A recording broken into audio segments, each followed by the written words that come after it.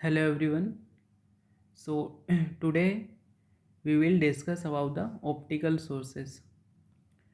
So as you know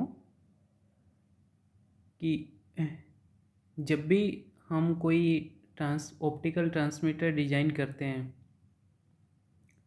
तो उसके लिए हमें ऑप्टिकल सोर्स है उसका रिक्वायरमेंट होता है, क्योंकि जो भी इंफॉर्मेशन है उसको हमें एज ए ऑप्टिकल पल्स जी 0 और 1 की फॉर्म में उसको एनकोड करना होता है इंफॉर्मेशन को. सो एनकोडिंग है can be done as a multiple amplitude level, or it can be a phase levels, or it can be a combination of both.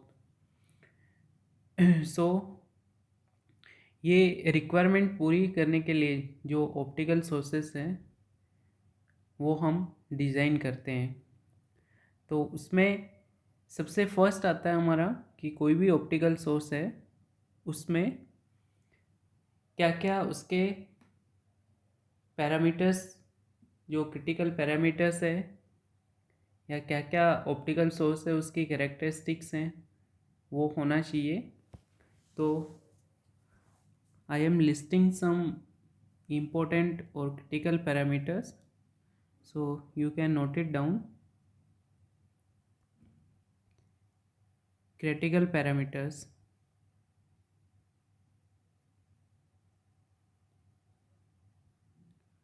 of a optical source. So first parameter है emission wavelength.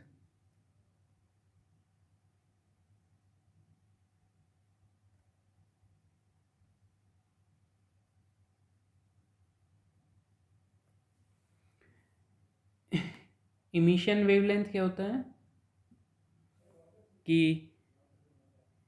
जिस भी wavelength का light वो source generate करेगा या जो भी wavelength की लाइट इमिट करेगा, that is known as the emission wavelength of that optical source.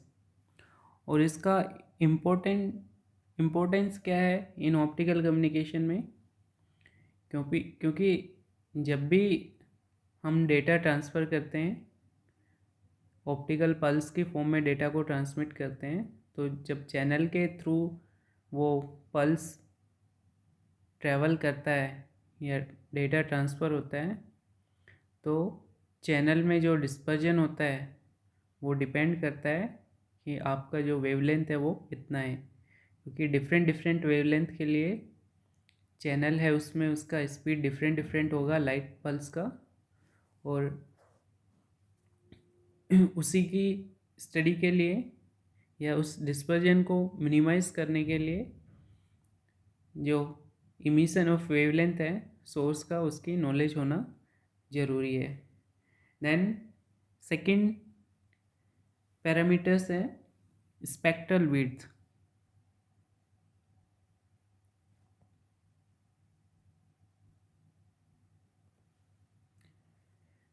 तो स्पेक्ट्रल विड्थ जो सोर्स है आप जनरेट कर रहे हैं, जो ऑप्टिकल सोर्स आप डिज़ाइन किया है उससे जो लाइट इमिट होगा वो कितने वेवलेंथ रेंज का लाइट इमिट होगा, that is known as the spectral width. Means जो लाइट है उसमें वेवलेंथ रेंज क्या है, that is second important parameter. Then third one is modulation speed.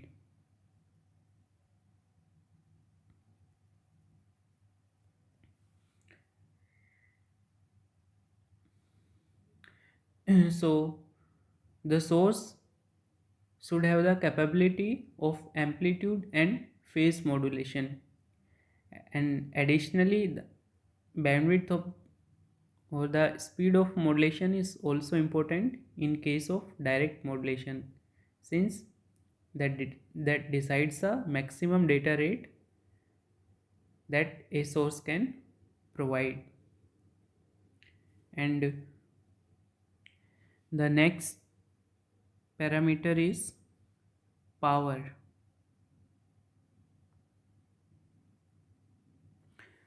So power है वो इम्पोर्टेंट पैरामीटर्स हैं, because The power emitted by the source is an important parameter. It is also relevant to look at the wall plug efficiency of the source. जब भी हम power efficiency की बात करते हैं with respect to optical source, तो आप देखेंगे कि पावर एफिशिएंसी का मतलब है कि जैसे आपका ऑप्टिकल सोर्स है उसमें आप कितना इलेक्ट्रिकल एनर्जी प्रोवाइड करा रहे हैं, और उस इलेक्ट्रिकल एनर्जी का जो कन्वर्जन हो रहा है ऑप्टिकल एनर्जी में, जो ऑप्टिकल पल्स या ऑप्टिकल लाइट आपको जो मिल रही है वो कन्वर्जन का रेशियो कितना है. So that is known as the power, or you can call it efficiency of an optical source.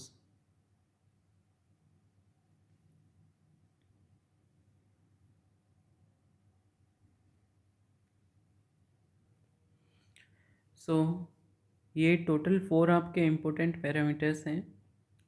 इसके अलावा भी कुछ पैरामीटर्स हैं, जैसे कितना इजीली जो ऑप्टिकल सोर्स है उसका लाइट आप फाइबर में कैसे कपल कर, कितना इजीली आप कपल कर सकते हैं. इसके अलावा उसका रिलायबिलिटी कितना है, सोर्स का कॉम्पैक्टनेस कितना है, या कितना कॉस्ट इफ़ेक्टिव है. ये सारे पैरामीटर्स हैं, वो भी हम उसमें कंसिडर करते हैं, बट मेन ये पैरामीटर्स हैं. सो जनरली हम 2 तरह के सोर्स है वो ऑप्टिकल सोर्स है जनरली यूज़ में लेते हैं. One is LED, that is known as light emitting diode, and the second major source is laser. So इस कोर्स में हम LED और लेजर दोनों का ही डिटेल स्टडी करेंगे. नेक्स्ट है what is the basic working principle of optical sources. So इसमें हम लाइट मैटर इंटरेक्शन है सेमीकंडक्टर्स के अंदर वो कैसे होता है वो डिस्कस करेंगे. So you can right light matter interaction in semiconductor.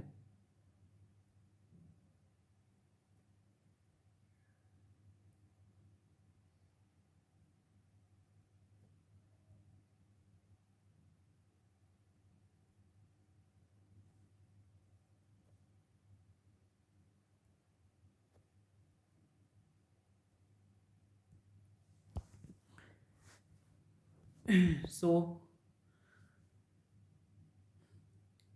Generally semiconductors हैं उसमें लाइट कैसे इंटरेक्ट करती है उसको रिप्रेजेंट करने के लिए हम EK डायग्राम जो होता है, एनर्जी बैंड डायग्राम जो होता है सेमीकंडक्टर्स का, उसको रिप्रेजेंट करते हैं.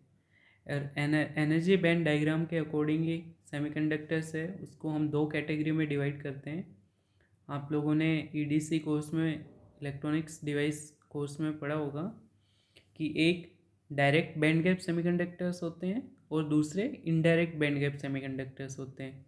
So first I will draw the EK diagram of a semiconductor. So if this is x-axis and this is y-axis, then on y-axis there is energy and on x-axis there is momentum.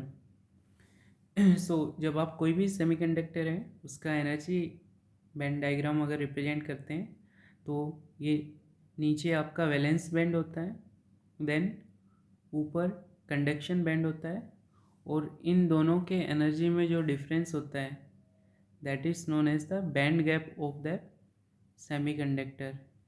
And this difference is given by the EG, energy band gap of that particular semiconductor. और दूसरा इसमें जैसे conduction band है उसका minimum energy जैसे इस point पे है, और जो वैलेंस बैंड है उसका मैक्सिमम एनर्जी यहाँ पे है. अगर ये दोनों सेम है, मीन्स कोइंसाइड कर रहे हैं, तो इसका मतलब है ये आपका डायरेक्ट बैंड गैप सेमीकंडक्टर है। अगर दूसरा केस हो, इनडायरेक्ट बैंड गैप सेमीकंडक्टर होगा, तो उसमें क्या केस होगा कि ये आपका वैलेंस बैंड होगा और यहाँ पे कहीं आपका कंडक्शन बैंड होगा। अगर इस तरह के सिचुएशन है तो this case is for indirect semiconductor. ये आपका डायरेक्ट सेमीकंडक्टर है।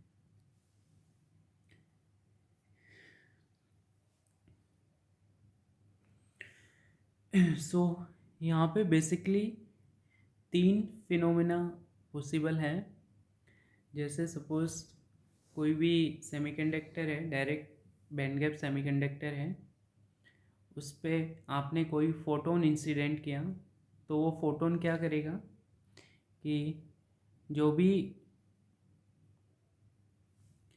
वैलेंस बैंड में इलेक्ट्रॉन्स होगा उसको वैलेंस बैंड से कंडक्शन बैंड में ट्रांसमिट कर देगा वो फोटोन। तो यहाँ पे आपका वैलेंस बैंड में होल क्रिएट हो जाएगा और जो इलेक्ट्रॉन्स है वो आपका कंडक्शन बैंड में चला जाएगा। So this process is known as the absorption. आपने फोटोन इंसिडेंट किया, फोटोन ने जो सेमीकंडक्टर मटेरियल है उससे इंटरेक्ट किया, देन इंटरेक्शन के बाद उसने एक इलेक्ट्रॉन है उसको एक्साइट किया और वैलेंस बैंड से उसको कंडक्शन बैंड में ट्रांसफ़र कर दिया। तो जो कंडक्शन बैंड में एक्स्ट्रा इलेक्ट्रॉन हमें मिला है उसकी वजह से जो हमारा सर्किट है उसमें हमें करंट्स है वो मिलेगा। तो जो फोटो डिटेक्टर्स हम यूज़ में लेते हैं वो एब्जॉर्प्शन है उसके प्रिंसिपल पे काम करते हैं। देन सेकंड आता है कि आपने यहाँ से जो होल्स हैं इनको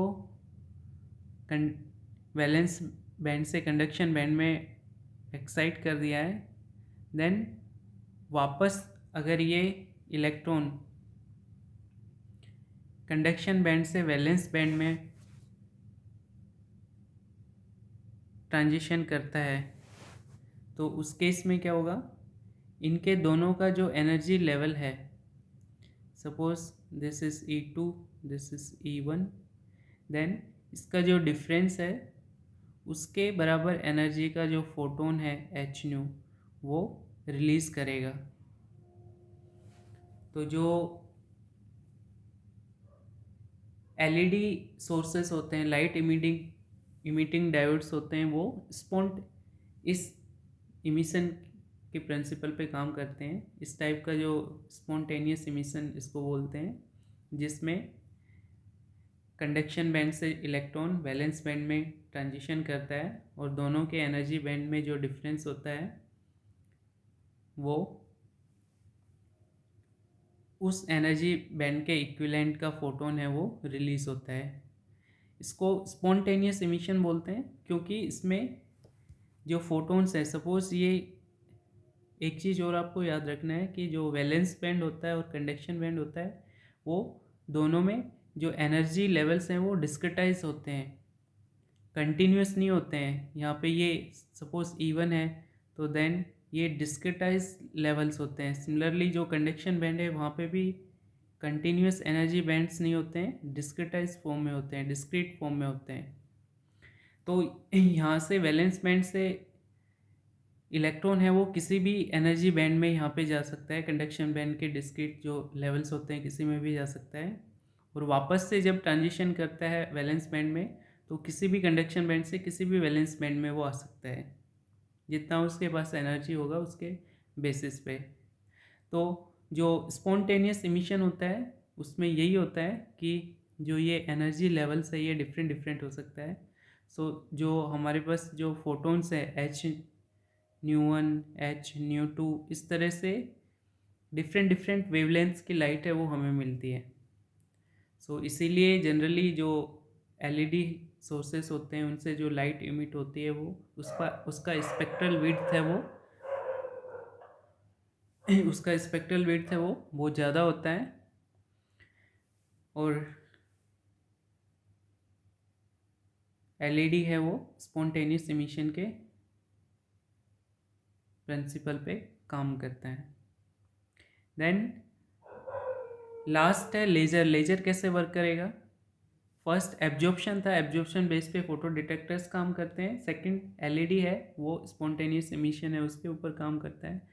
सपोज अब हमने कुछ ऐसे मैकेनिज्म कर दिया है सोर्स में कि पर्टिकुलर जो यहाँ से वैलेंस बैंड से जितने भी इलेक्ट्रॉन्स जा रहे हैं, सपोज एक पर्टिकुलर लेवल जो हमने डिफाइन कर दिया कि सारे इलेक्ट्रॉन्स इस लेवल में ट्रांसमिट हो रहे हैं, यहाँ पे जाके इकट्ठे हो रहे हैं एक पर्टिकुलर डिस्क्रीट एनर्जी लेवल पे, एंड देन वापस से जब वो ट्रांजिशन कर रहे हैं तो सारे इलेक्ट्रॉन से वापस से इसी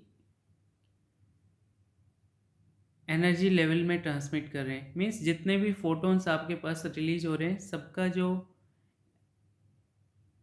एनर्जी है वो एच न्यू के इक्विवेलेंट है। मीन्स सारी लाइट है वो सेम वेवलेंथ पे है, तो that is known as the stimulated emission. इसमें सारे इलेक्ट्रॉन्स को सेम एनर्जी लेवल पे कलेक्ट करने का जो प्रोसेस है that is known as the population inversion.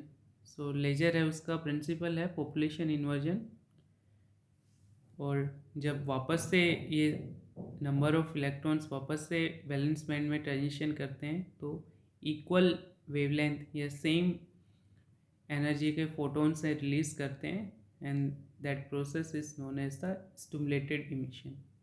So basically तीन फिनोमिना हो सकते हैं। First absorption that use for in a photo detector, then second spontaneous emission,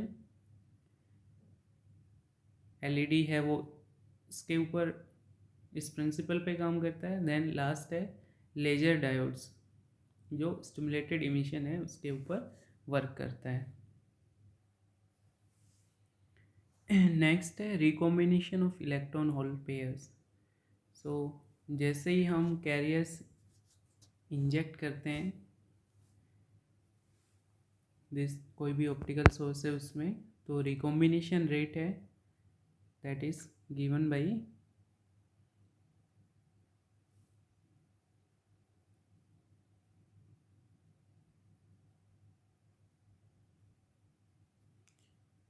recombination rate of electron hole pair,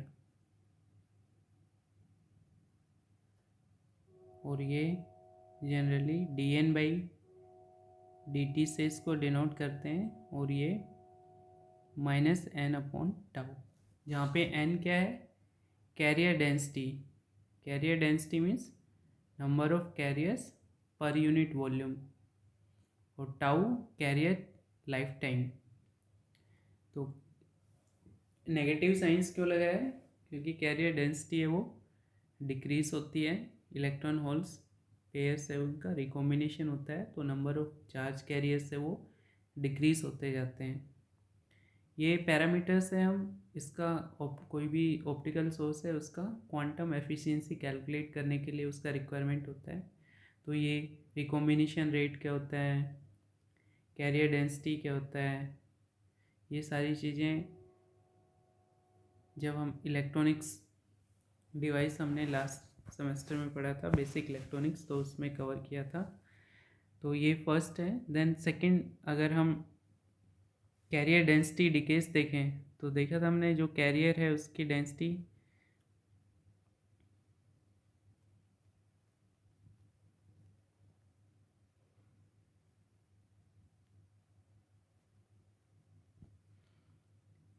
n equal to n0 into e⁻t/टाउ। यहाँ पे n0 क्या है?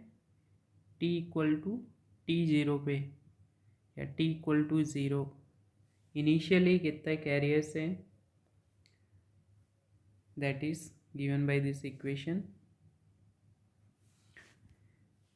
So generally जितने भी इलेक्ट्रॉन होल पेयर रिकॉम्बिनेशन होता है वो सारे रेडिएटिव फॉर्म में नहीं होता है। यार सारे जितने भी रिकॉम्बिनेशंस हैं वो ज़रूरी नहीं है कि रेडिएटिव रिकॉम्बिनेशंस हो सभी से हमें फोटॉन्स मिले। कुछ रिकॉम्बिनेशंस हैं वो नॉन रेडिएटिव रिकॉम्बिनेशंस भी होते हैं। सो जो टोटल रिकॉम्बिनेशंस हैं उसको हम दो कैटेगरी में उसको डिवाइड कर सकते हैं। First one is radiative रिकॉम्बिनेशंस।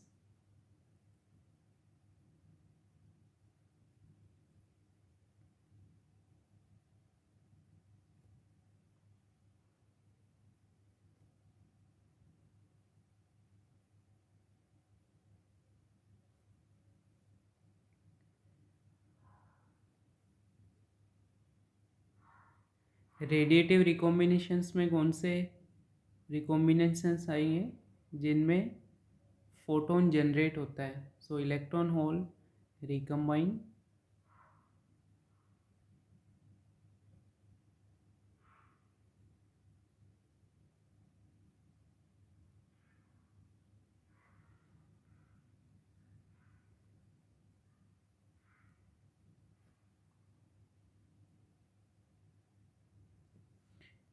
Electron hole recombine to emit photons. और जो रेडिएटिव रिकॉम्बिनेशंस होते हैं उनमें अगर चार्ज कैरियर्स हैं उसका लाइफ टाइम अगर टाउ आर से हम रिप्रेजेंट करते हैं तो रिकॉम्बिनेशन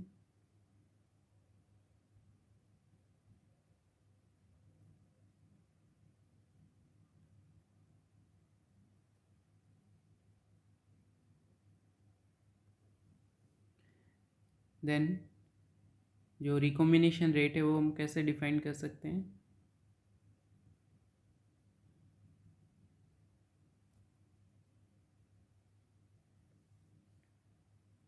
कैपिटल आर से हम डिफाइन करते हैं and that is given by the N upon tau R. तो स्टार्टिंग में टोटल रिकॉम्बिनेशन हमने ऊपर देखा था उसमें एन अपॉन टोटल टाउ था जहाँ पे टाउ डिपेंड है जो चार्ज कैरियर्स है उसका लाइफ टाइम कितना है। तो रेडिएटिव रिकॉम्बिनेशंस में हम सिर्फ उन्हीं चार्ज कैरियर्स को इंक्लूड करते हैं या उन्हीं इलेक्ट्रॉन होल पेयर्स को इंक्लूड करते हैं जिनके कंडक्शन बैंड से वैलेंस बैंड में ट्रांजिशन करने पे हमें फोटॉन्स मिलते हो या जो फोटोन इमिट करते हो। सेकंड टाइप का जो रिकॉम्बिनेशंस हैं that are non radiative रिकॉम्बिनेशंस।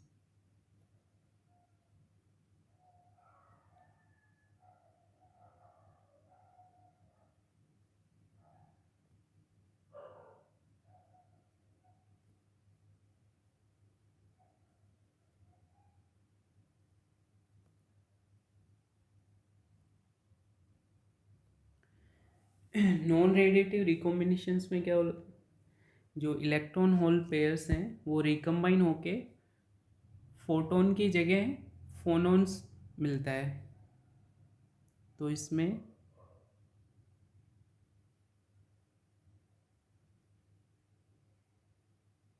Electron hole pair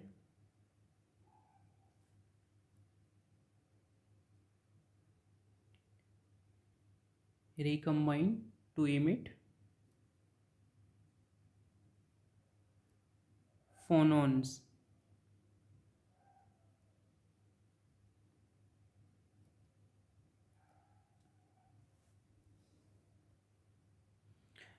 so यहाँ पे नई टर्म्स आई है फोनॉन्स। सो फोनॉन्स क्या होते हैं? सो जनरली क्या होता है जो डिफरेंट डिस्क्रीट एनर्जी लेवल्स होते हैं कंडक्शन बैंड में भी as well as valence band में भी, तो दोनों में कुछ डिफेक्ट स्टेट्स होती हैं। तो अगर उनसे चार्ज कैरियर्स रिकम्बाइन हो रहे हैं तो जनरली उससे क्या होता है थर्मल वाइब्रेशन से वो डिवाइस में जनरेट होते हैं और वो जो थर्मल वाइब्रेशंस होते हैं वो उनका जो वेवलेंथ होता है या फ्रीक्वेंसी होती है वो विजिबल स्पेक्ट्रा में नहीं होता है। तो और उसकी वजह से थर्मल वाइब्रेशंस जनरेट होते हैं, और जो विजिबल जो लाइट है हमारा वो हमें नहीं मिलता है, और उसी की वजह से जो ऑप्टिकल सोर्स होते हैं उसका एफिशिएंसी है वो डिक्रीज होता है। तो यू कैन राइट कि these phonons are generated due to defect states.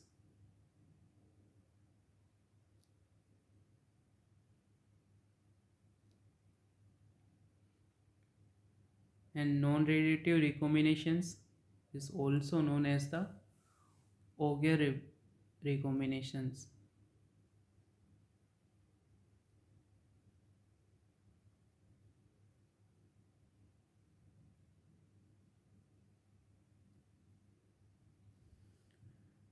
और सिमिलरली इसका भी रिकॉम्बिनेशन रेट है वो हम दे सकते हैं। तो recombination rate can be defined as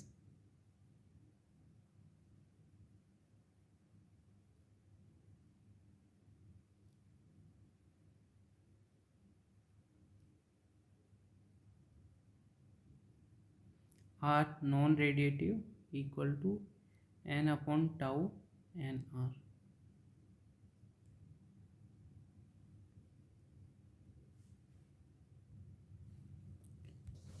And here you can also note it down that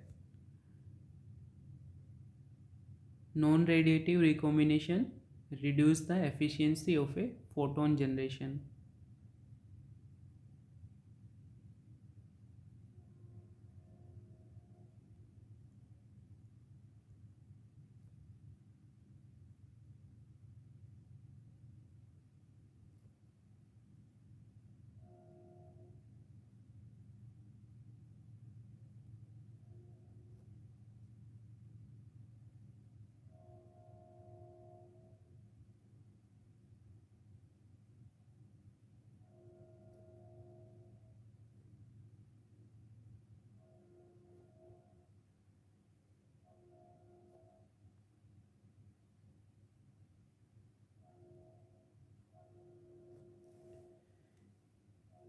So till now we have studied that there are two type of electron hole recombinations. One is radiative electron hole combinations, another one is non radiative electron hole recombinations. And radiative electron hole recombination से हमें photon मिलते हैं, जबकि non radiative recombination से फोनॉन्स मिलते हैं। फोनॉन्स कुछ नहीं है बल्कि जो डिफेक्ट स्टेट्स होती हैं उनसे जो ट्रांजिशंस होते हैं उसकी वजह से जो एनर्जी रिलीज होती है वो instead of photon energy release in the form of thermal vibrations, and due to this thermal vibrations the internal quantum efficiency of that optical source is reduced.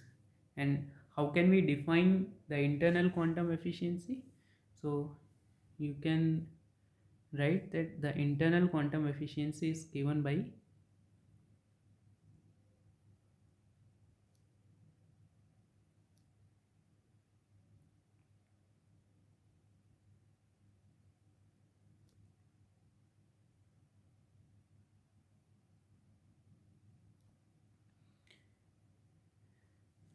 it is given by n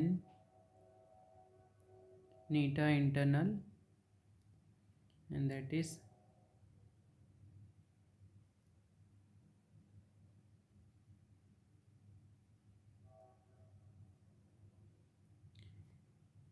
radiative recombinations upon total recombinations, that is sum of radiative plus non-radiative. And if we put the value of RR and RNR from the above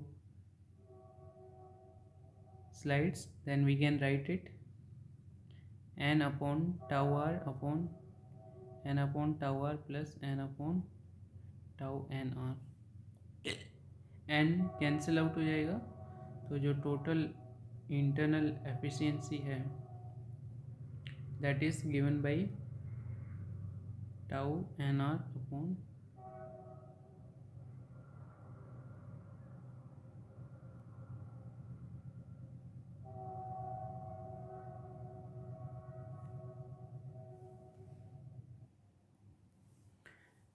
so one more things that you have to know, that the non-radiative recombination is a temperature dependent quantity, because larger the temperature, larger is the probability of phonon emissions.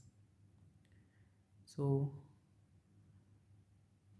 one another useful parameter for a optical source is carrier lifetime. So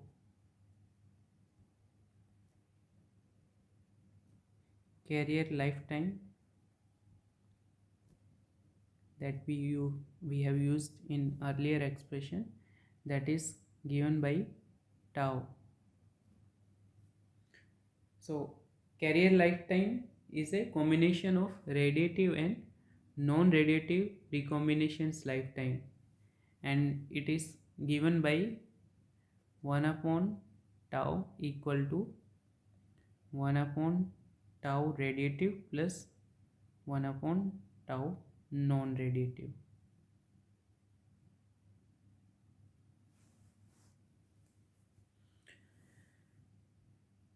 So in today's lecture we have covered few important parameter related to optical sources, such as emission wavelength, spectral width, modulation, then power efficiency, or some other parameters like cost effectiveness, compactness of the optical source, and how easily we can couple light to the optical fiber. So these are some important parameters related to optical sources. Then we have seen that there are generally two type of optical source. One is light emitting diode and second one is laser. Then we discussed light matter interaction of a semiconductors. So according to EK diagram, semiconductors can be divided into two type. One is direct band gap semiconductor and other one is indirect band gap semiconductor.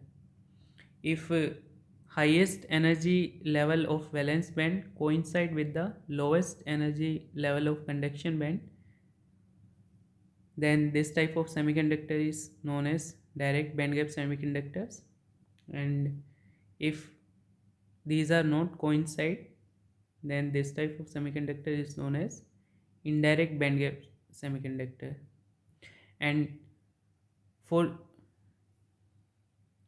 generating light in form of LED or laser, we use direct band gap semiconductor, because it is not possible to generate a photons using indirect band gap semiconductors. Then in direct band gap semiconductors, when we inject carriers in conduction band, or if we apply currents to the provide electrical current to the optical sources, then valence band charge carriers can be excited. For an example, the electron gets energy and it excited from valence band to conduction band, and when it return back, the process of transition from valence band to conduction band by using or by absorbing the incident photon is known as the absorbance, and that is used in a photodetectors. And the vice versa, suppose if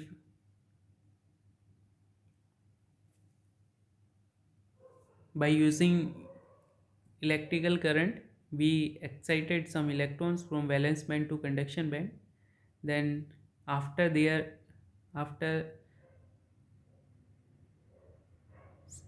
their lifetime, after the carrier's lifetime, these electrons again make transition from conduction band to valence band, and they emit a photons whose energy is equal to the energy difference from conduction band to valence band.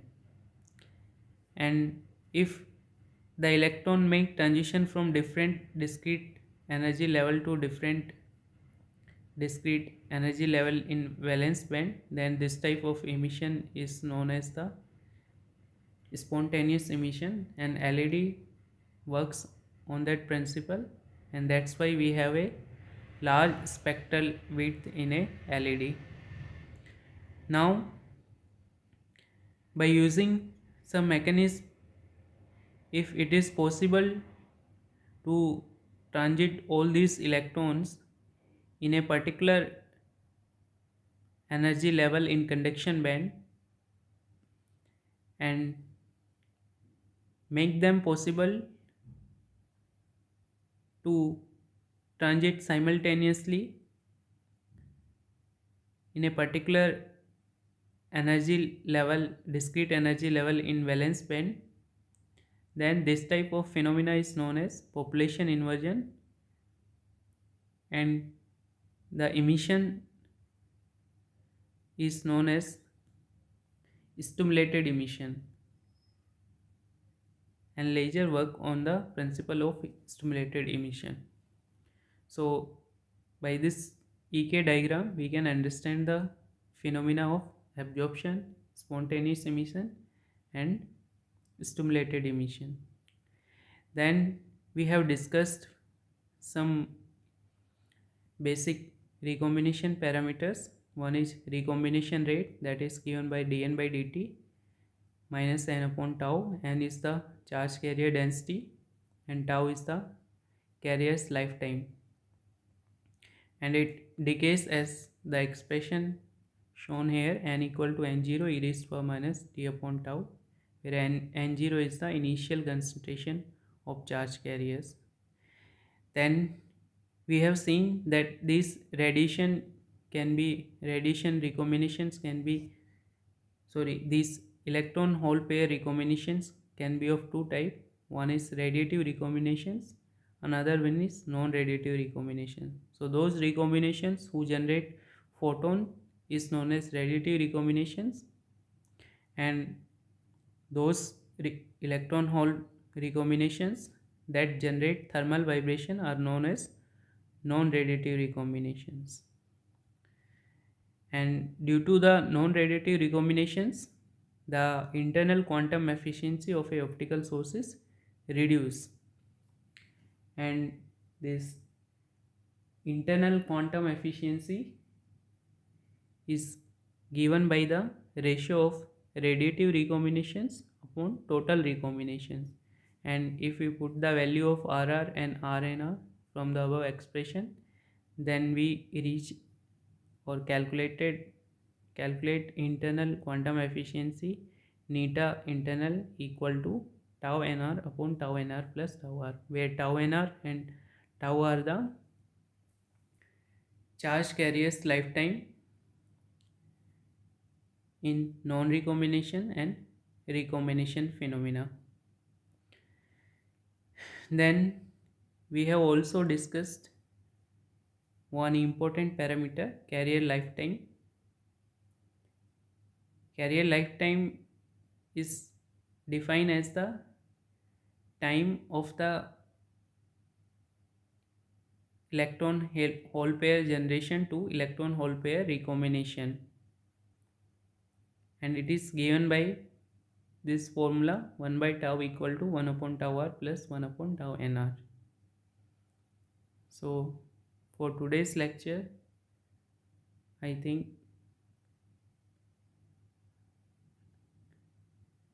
it is sufficient. In next lecture we see the structure of different structures of LED and laser. Okay, thank you.